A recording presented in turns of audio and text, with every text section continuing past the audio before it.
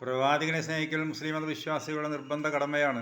അത് മനസ്സിലും ഹൃദയത്തിലും സ്നേഹിക്കണം. നബി പഠിപ്പിച്ചു തന്ന ഈ കാര്യങ്ങൾ ജീവിതത്തിൽ പകർത്തിക്കൊണ്ടും സ്നേഹിക്കണം. അതല്ലാതെ തെരുവിൽ യുപിക്കാർ സ്നേഹിക്കുന്ന പോലെ തെരുവിൽ പ്ലേ കാർഡ് ഏന്തി അതിൽ we love Muhammad, I love Muhammad എന്ന് എഴുതിക്കൊണ്ട് പോലീസുമായി തർക്കിക്കാൻ പോവുകയും അങ്ങനെ അവർ പോലീസ് ലാത്തിച്ചാർജ് നടത്തുകയും ഓടുകയും ചാടുകയും വീണുകയും പരിക്കേൽക്കുകയും ഇനി ആ കുടുംബത്തിൻ്റെ പേരിലുമെല്ലാം അതിൽ പങ്കെടുത്ത ആളുകളുടെ മേൽ എല്ലാം യുപി പോലീസ് കേസെടുക്കും. അങ്ങനെ അവർ കോടതിയുടെ വരാന്തയിൽ നിരങ്ങി നീങ്ങേണ്ടി വരുന്ന അവസ്ഥ.